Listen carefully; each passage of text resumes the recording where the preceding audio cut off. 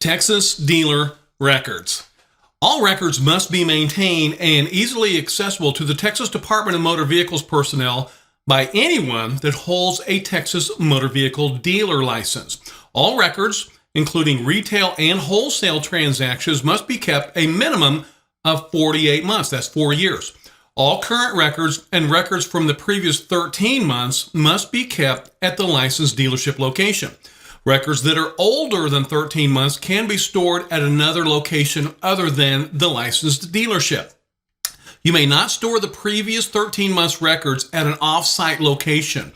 They must be stored at the dealership. Federal law requires some records, such as Federal Trade Commission buyer's guide copies and odometer disclosure statement copies, to be kept for a minimum of 5 years. You're going to be starting a very extensive paper trail when you obtain your Texas used motor vehicle dealer's license.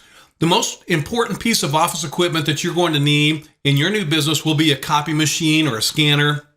You're going to create and store copies of every document related to the purchase and sale of every vehicle. If you're thinking about throwing away a document that relates to the operation of your dealership, don't throw it away. Make a copy of it. Records may be kept in electronic format or hard paper copy. If you are storing your records electronically, it is imperative that you have multiple backups. If all your records are stored on only one computer and that computer's hard drive fails, you would not have your records and you would not be in compliance with the law. Records like the names, addresses, dates, VINs, etc., may be kept in a database, and no paper copy is required if they're available for inspection and are capable of being printed out for inspection by the DMV representative at the dealership during normal business hours. Original vehicle titles in the possession of the dealer that aren't being held by a lien holder should be kept in a very secure location. If the original title is kept by a floor planner, then the dealer is required to keep a copy of the front and the back of the title at your dealership. Texas retail motor vehicle dealers are required to keep at minimum the following records, either via paper or electronically, for all vehicles purchased, leased, and sold. Retail installment agreement, sales contract or bill of sale, which should include the date of the sale, the vehicle description, for example, the year, make, and model, the vehicle identification number, that's your VIN, the name and address of the person purchasing the vehicle, the sales price, all other fees and charges that are the total cost of the vehicle, including trade-in, payoff of trade-in, extended warranty, insurance, and etc. A copy of the application for Texas title after being filled out and signed by the buyer and seller. That's your Form 130-U. And this form may be obtained by your tax collector's office or your local VTR office, or can easily be downloaded online. Tax collector's receipt for the title application, which is sometimes referred to as the white slip. This is an important document that will prove that you did apply for a title for a vehicle sold. A copy of your Federal Trade Commission buyer's guide, which is known as your as-is statement. You'll need an odometer disclosure statement, a copy of the front and back of the title that's signed by the buyer and the seller, and also a power of attorney if that was required to complete the titling process. And we'll learn more about powers of attorney later on in your course. Other forms, copies of all other forms may be necessary depending on the type of sale and what will need to be kept as part of the dealer's records. Most of the forms can be obtained from your tax assessor collector's office or your local vehicle titles and registration office or their respective websites. VTR forms can be found on the DMV website as well. Forms involving taxes may be obtained from the state comptroller's office on its website. Other records. The dealer's reassignment of title for a motor vehicle form, that's Form VTR-41A, should be used if all available assignments on the back of a Texas title are signed or the negotiable title is from another state or foreign country. Texas Motor Vehicle Sales Tax Exemption Certificate. For vehicles taken out of state, that's Comptroller Form 14-312. It's used if the vehicle is sold to someone who claims they're taking it out of the state or the country, whether the transaction is a wholesale or retail sale. The original must be kept with the sales file with a copy in the comptroller and a copy to the buyer. Since dealers are required to apply for vehicle titles, This form is an important record that proves the consumer advised the selling dealer that the vehicle was leaving the state. Texas motor vehicle seller financed sales tax, or sometimes we call it the surcharge report. That's Comptroller Form 14-117, which must be filed monthly by seller financers. And that form is also available on the Comptroller's website.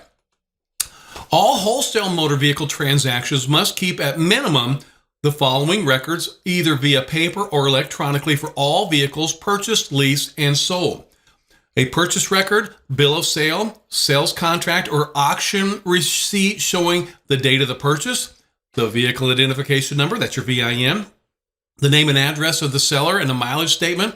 A photocopy of both sides of the negotiable title after reassigned to the licensed dealer following any wholesale transaction would be required as well.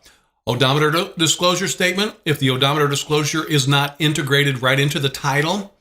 Texas motor vehicle sales tax resale certificate is to be filled out, signed by the buying dealer, and kept in the dealer's sales file.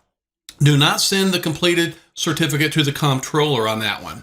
When the state comptroller audits your records, the auditor will want to see this form in your records. Form 14-313 is available from the state comptroller's office. The following records for consignment sales transaction should be kept as well: a written consignment agreement for the vehicle or a power of attorney covering that vehicle. A written consignment agreement should be completed by the licensed dealer and made part of the sales file. A copy of the title should be at the dealer's license location for inspection by the buyer or a DMV representative. It is recommended that the copy of the title be attached to the consignment agreement. All record-keeping requirements for the actual sale of a consignment vehicle are the same as those of a retail sale. In addition to the records required to be maintained under Texas law, you are also required to maintain, at minimum, the following records under federal law, which are going to be covered in greater detail later in the course. So these records have to be kept for a period of 5 years. Copies of Federal Trade Commission buyer's guides for every vehicle sold. Copies of cash reporting IRS Form 8300, if applicable, and we'll cover that form later on. Odometer disclosure statements for vehicles. Written Federal Trade Commission red flags policy. Copies of any forms related to the Truth in Lending Act, the Equal Credit Opportunity Act, or the Gramm-Leach-Bliley Privacy Act. Office of Foreign Asset Control filings must be kept a minimum of 5 years as well. So always, as a reminder, be sure to make front and back copies of every title to every vehicle you purchase and sell. Inspection of records by the Texas Department of Motor Vehicles Enforcement investigators and MVD personnel. Your records must be kept ready to produce for inspection by a Texas Department of Motor Vehicle investigator or MVD personnel at all times. The Occupations Code specifically allows the department to inspect the books and records of a license holder in connection with the performance of its duties under the law. An investigator may show up at your lot and expect to see your records there, or they may request copies to be sent by certified mail. Commonly, investigators send written requests for records, and license holders have 15 days to respond. If a license holder fails to respond, then it can lead to a violation and civil penalties. By having a Texas dealer's license, you're giving the Texas Department of Motor Vehicles the right to inspect your records at any time. The Texas Department of Motor Vehicles Board may issue a subpoena if the records are not produced for inspection within 15 business days of the request, and that's according to the Texas Administrative Code, Title 14, Subtitle A, Chapter 2301.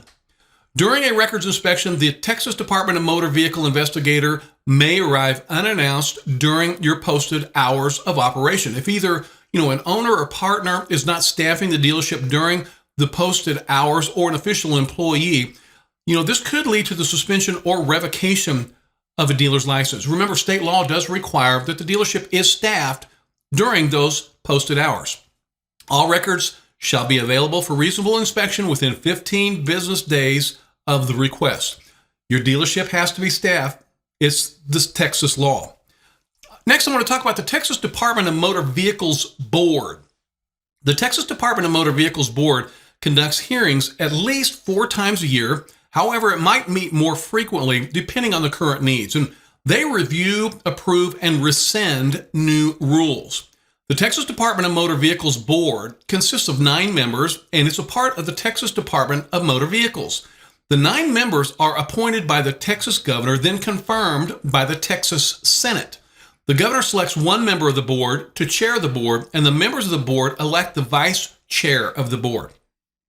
Texas law requires 3 members of the board to be licensed motor vehicle dealers. 2 of the dealers are new franchise motor vehicle dealers, and 1 must be an independent non-franchise dealer. The board must also include 1 member that is a representative of a franchisor or a manufacturer, 1 member that is a tax assessor or collector, 1 member must be a law enforcement officer from a county or a city, and 1 member must be a representative of a motor carrier industry, and 2 members must be from the general public. So members of the Texas board serve staggered 6-year terms, and that's according to the Texas Occupations Code 2302.001.